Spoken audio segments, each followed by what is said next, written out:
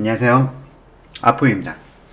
지난 방송에서 제가 좀 과도하게 흥분을 좀 했던 것 같습니다. 과도하게 흥분을 했고 이 부분을 갖다 여과 없이 방송을 내보냄으로 인해서 상당히 아침부터 좀 불편하신 분들이 많았던 것 같습니다. 그리고 좀 저를 아껴주시는 분들께서도 정치 성향을 갖다 너무 드러낸 것 같다 라는 부분에 대해서 좀 많은 조언을 주셨어요. 그러면 오히려 시청자층이 얇아지지 않겠느냐, 뭐 그런 걱정을 해주신 분들 정말 대단히 감사하고요. 더불어서 정말 죄송합니다. 제가 아침부터 여러분들의 기분을 갖다가 좀 언짢게 해드릴 수 있었다라는 부분에 대해서는 깊이 생각을 못했던 것 같아요. 이 부분 거듭 사과 말씀드립니다. 자, 제가 흥분을 했던 것은 지난 작년 8.2 부동산 대책 이후부터 현 정부의 부동산 정책은 주택시장을 안정시키는 정책이 아니라 가격을 폭등시키는 정책입니다 라고 꾸준히 주장을 해왔고요. 그걸 갖다가 뭐 지금같이 말하는 어투로도 진행을 해봤고 울면서도 진행해봤고 여러가지 모든 방법을 다 취해도 이 제 목소리가 정부에 전달되지 않다 보니까 사용할 수 있는 방법은 다 사용해보는 거라고 그렇게 좀 귀엽게 봐주셨으면 좋겠습니다. 자, 오늘 방송은 왜 정부가 부동산 시장을 잡을 수 없는가 라는 주제로 방송을 진행합니다. 실제 장하성 정책실장이 지난주 방송과의 인터뷰에서 이런 말씀을 하셨습니다. 결코 시장은 정부를 이길 수가 없습니다 라고 말씀하셨죠. 하지만 이 부분은 장하성 정책시장님께서 우리나라 주택시장의 현실을 몰라도 너무나도 모른다 라는 생각을 하게 되었고, 그 부분 때문에 사실은 더 분노를 하게 된 것이죠. 자, 그럼 우리나라 주택시장 왜 정부가 시장을 갖다 못 이길까요? 그 부분에 대해서 사실은 좀 장하성 정책실장이나 아니면 김수현 사회수석님이나 두 분 다 학자 출신이시죠. 학자 출신으로서 해외 부동산 사례들을 갖다 많이 공부하신 걸로 알고 있습니다. 근데 저도요, 전 기업, 그 당시에는 건설회사에 있을 때 장사치란 표현이 어울리겠네요. 장사치로서 해외 부동산, 주거부형 부동산들을 분석을 해왔습니다. 근데 실질적으로 학자가 분석하는 것보다는 장사치가 분석하는 게 훨씬 더 정확해요. 왜? 학자는 잘못된 분석을 하더라도 뭐 그거에 대한 책임은 없지만 장사치가 분석을 잘못하게 되면 그건 손실이 발생되게 되거든요. 제가 분석한 바로는 우리나라 주택시장 결코 정부가 시장을 이길 수가 없습니다. 그거에 대해서 말씀드리자면은 분명하게 해외 주택시장은 존재하지만 우리나라 주택시장에는 존재하지 않는 게 있어요. 반대로 해외 주택시장은 존재하지 않지만 우리나라 주택시장은 존재하는 게 있습니다. 이 부분을 갖다가 접근하게 되면은 첫 번째, 우리나라 주택시장을 분석할 때는 주택 보급률이라는 개념을 사용합니다. 총 우리나라 가구 구성원 및 그 가구 단위 대비 주택의 양, 이걸 갖다가 해서 주택 보급률이란 표현을 쓰게 되죠. 하지만 이 주택 보급률이라는 것은 사실은 무의미한 수치입니다. 주택 보급률이 105%다, 110%다, 전혀 무의미한 수치예요, 사실상. 지금 이 말에 대해서 약간 좀 갸우뚱하시는 분들이 계실 텐데요. 해외에서는 반대의 개념을 사용합니다. 아큐판시라고 해가지고요. 여러분들 해외 부동산 관련돼서 논문 같은 걸 보시면은 OCC% 해가지고 아큐판시 줄임말 OCC%로 표기된 단어들을 갖다 보셨을 거예요. 이게 뭐냐? 바로 아큐판시입니다. 실제 한 개 건물에 대해서 실제 점유하고 있는 공간들, 가구수들이 점유하고 있는 공간들, 그리고 비점유 공간들, 그걸로 인해서 점유율이라고 해서 실제 해당 주택의 점유율이 얼마나 되느냐, 반대 개념으로 접근하죠. 그럼 이걸 갖다 점유율, 이 100이라는 수치에서 아큐판시를 빼면은 공실률이 나타나게 되겠죠. 자, 해외 부동산 같은 경우는 이 아큐판시가 80%, 90%. 그럼 우리나라 입장에서 바라봤을 때는 공실이 10%, 20%나 되네. 그렇게 바라볼 수가 있는데요. 해외 부동산은 아큐판시가 80%, 90% 그래도 상승합니다. 해외 부동산에서는 오히려 아큐판시가 95%를 넘어가게 되면요, 주택 부족 상태로 인식하게 됩니다. 이걸 갖다가 학문적으로 우리나라의 정서에 맞춰서 말씀드리자면은 자연 공실률이라는 표현입니다. 그러니까 아큐판시가 95%다. 그럼 5%가 공실률이 발생되잖아요. 이건 그냥 자연 공실률입니다. 이 5%가 계속 공실이 나는 게 아니에요.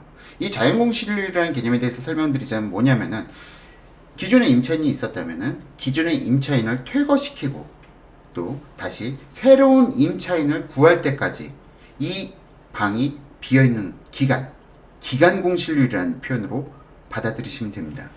그렇기 때문에 해외 부동산은 항상 집을 매수할 때나 아니면 새로운 내가 임차를 받으려고 집을 보러 다닐 때 결코 기존 임차인이 거주하는 경우가 없어요. 오히려 해외에서는 기존 임차인이 거주하는 상태에서 다른 임차인을 갖다가 집을 구경시켜주고 매수인에게 집을 구경시켜주고 그걸 대단한 결례로 생각합니다.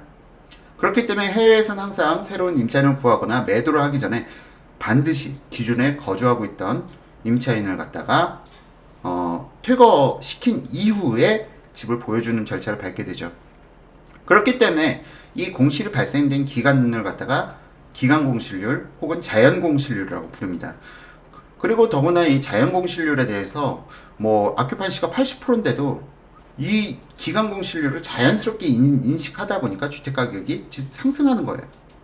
그리고 이 아큐판시를 갖다가 한 개 건물을 갖다가 내가 주거용 건물을 산다라고 했을 때 이 아큐판시가 몇 프로인지 그걸 갖다가 한 개 포함해서 수익률을 계산하기 때문에 주택 시장에 있어서는 해외에서 바라보는 시각은 우리나라에서 바라보는 시각과 정반대죠. 그럼 우리나라 주택시장은 어떤가요? 실질적으로 여러분들이 주택을 갖다 임차 받거나 아니면 매수를 할 때 빈 집을 보게 되는 경우가 있나요? 빈 집에 들어가서 그 집을 갖다 구경하는 경우는 열에 한 번, 열에 5에 한 번, 그 정도 비율밖에 안 될 거예요. 기존 임차인이 있다거나 아니면 집주인이 거주한다거나 그 상태에서 그 집을 보게 되죠. 자, 왜 그럴까요? 왜 우리들이 항상 집을 갖다 매수하거나 아니면 새로 임차를 받으려 할 때 왜 꼭 기존 임차인이 있는 상태일까요? 우리나라 아파트 시장은요, 아큐판시가 거의 99% 수준입니다. 실제 정부에서는 자꾸 주택시장을 갖다가 아파트 시장과 기타 시장을 갖다가 뭉뚱그려서 보려고 하는데요. 그렇게 바라보면은 안 되는 게, 지금 현재 대다수의 국민들은 아파트에만 열망하고 있습니다. 단독주택 가격 올라가고 빌라 가격 올라가고 그거에 큰 관심이 없어요. 아파트 가격 올라가는 거에만 관심을 갖죠. 언론들이 한 번이라도 단독주택 가격 올라가는 거에 대해서 관심을 갖던가요? 아니면 다가구 주택 가격 올라가는 거에 대해서 관심을 갖던가요? 아니면 빌라 가격 올라가는 거에 대해서 관심 갖나요? 안 가져요. 항상 우리나라 언론들은 아파트 가격이 상승하는 거에만 불을 켜고 이야기를 합니다. 자, 그만큼 거의 대부분의 국민들이 아파트를 열망하고 아파트를 선망하기 때문입니다. 그리고 아파트라는 것 자체는 실질적으로 공실률이 거의 부족하다 보니까 조그만 시장 변화에도 가격이 폭등하고 전세가가 폭등하는 일들이 발생되는 거죠. 그게 바로 우리나라 아파트 시장은 아큐판시가 거의 99% 수준을 갖다 유지하기 때문입니다. 자, 이런 의미에서 봤을 때 지금 서울 같은 경우는 아파트, 전체 주택시장에서 아파트 비율이 45%에 불과해요.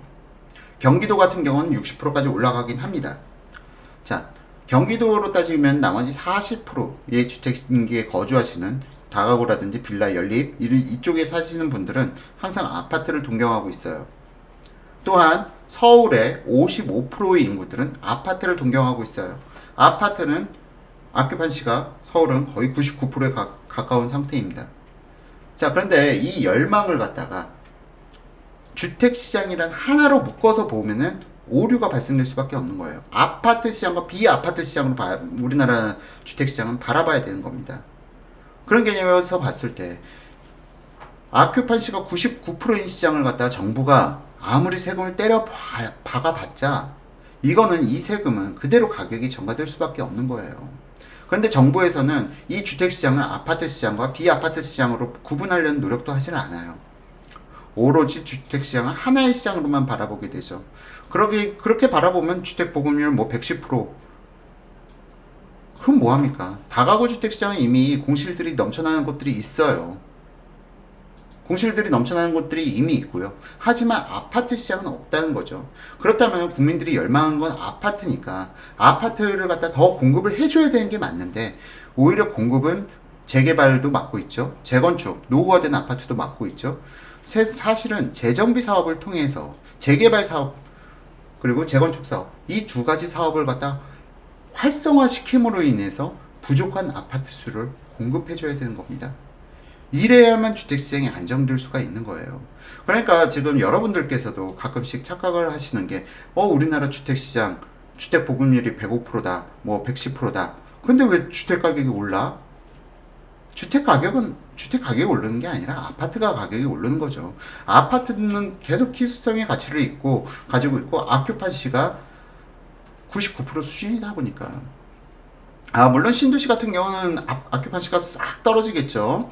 뭐 신도시 막 입주하는 아파트들의 공실은 있을 수가 있으니까 그렇다 하더라도 준공 2년차가 넘어가는 아파트들은 거의 대부분 아큐판시가 95%에서 99%를 갖다 유지할 거예요. 100세대 중에 한 세대 비었으면은 뭐 그게 일반적이지 않나요? 우리나라 주택시장에서는. 자, 이 개념을 갖다가 사실은 정부가 알아야 되는데 정부가 이걸 모르고 있는 것 같아요. 사람들이 열망하는 건 아파트다. 주택시장 포괄적으로 볼 게 아니라 아파트 시장과 주택시장을 분리해서 봐야 됩니다. 그렇기 때문에 주택이 넘쳐나더라도 아파트 가격이 조금만한 시장 상황의 변수에 따라서도 가격이 폭등과 폭락을 하는 것이죠. 자, 앞서 말씀드렸죠. 아큐판시라는 거는 실질적으로 해외 부동산 시장에서는 한 80%만 돼도 주택 가격은 상승해 갑니다. 20%를 자연공실률로 보게 된다는 거죠. 90%가 되면은 상승 여력이 상당히 높은 거고요. 95%가 되면은 실질적으로 가격이 급등 가능성이 높은 걸로 보고 있습니다. 그런데 우리나라 시장은 현실을 갖다가 아파트 시장으로 분류하고 봤을 때 우리나라 아파트 시장의 아큐판시는 95%가 넘어가죠. 상당히 언제든 폭등의 여지가 상존하는 곳입니다. 다만 이 부분을 갖다가 이렇게 아큐판시가 높은데도 불구하고 가격 상승을 갖다가 막아왔던 요인은 지속적으로 주택을 갖다 그만큼 아파트를 갖다 공급을 해댔기에 이 아파트 공급을 통해서 주택시장이 안정을 거쳐왔는데 지금 현 정부에서는 해당 노력이 거의 전무한 상황입니다. 그리고 사실상 임대주택을 갖다 만들어봤자 임대주택을 갖다 들어갈 수 있는 사람들은 서민들이죠. 중산층이 아니죠. 자, 중산층들은 결국 계속 더욱더 아파트 시장으로 소득이 늘어날수록 국민 소득이 늘어날수록 아파트 시장으로 진입하려 할 텐데 이 부분을 갖다가 막을 수 있는 대책 이 부분을 내놓지 않고 있어요. 정부에서는. 자, 그런데 말씀드렸죠. 아큐판시가 95%가 넘어가는 시장에서 정부가 세금을 갖다가 때려받게 되면은 오히려 이건 전부 다 수요자나 임차인에게 전가될 수밖에 없는 상황입니다. 이 수요자나 임차인들이 아파트에 안 살면 돼요. 그냥 다가구 주택시장 빌라 연립으로 가면 돼요. 근데 시장이 그렇지 않잖아요. 이 아파트에 한번 살았던 분들이 다시 한번 연립이나 빌라로 갈 수 있는 그런 환경이 아니잖아요. 우리나라 주택시장이. 연립이나 빌라가 상당히 주변 기반시설이 좋고 잘 갖춰져 있고 아파트 사는 것 이상으로 만족도를 줄 수 있다고 하면 당연스럽게 갑니다만 우리나라 주택시장의 현실이 그렇지 못하다는 것은 여러분들이 더 잘 알고 계실 거라 생각 들어요. 자, 그렇기 때문에 현 정부가 주택시장을 바라보는 시각 자체가 잘못된 시각, 편협된 시각에서 주택시장을 바라보고 있는 상황에서 그러니까 이 주택시장에 대한 공부가 부족한 상황에서 자꾸 규제책 오히려 언제든 폭등할 수 있는 그 충분한 여력을 가지고 있는 시장에다가 자꾸 고춧가루 뿌려대니까 애취하고 재채기를 할 수밖에 없는 겁니다. 애취하고 한번 재채기할 때마다 주택가격 폭등하고 올라가는 거죠. 거기다 세금을 부과해야 되니 높아진 세금만큼 주택가격이 올라갈 수밖에 없는 거고요. 제 주장에 뭔가 논리적 오류가 있다면 여러분들께서 짚어주시고 맹목적인 절 비난하셔도 돼요. 제가 누군가에겐 상처를 드릴 수도 있겠죠. 그러면 저로 인해서 상처받으신 분들은 저에게 비난, 비판 다 겸허히 받아들이겠습니다. 하지만 지금 현재 주택가격을 폭등시키는 거는 제 방송이 아닙니다. 제 방송이 아니라 현 정부의 무지한 부동산 정책이 주택가격을 폭등시키는 겁니다. 아무리 제가 여러분들께 이렇게 설명을 드려도, 그리고 아무리 논리적으로 여러분들께 말씀드려도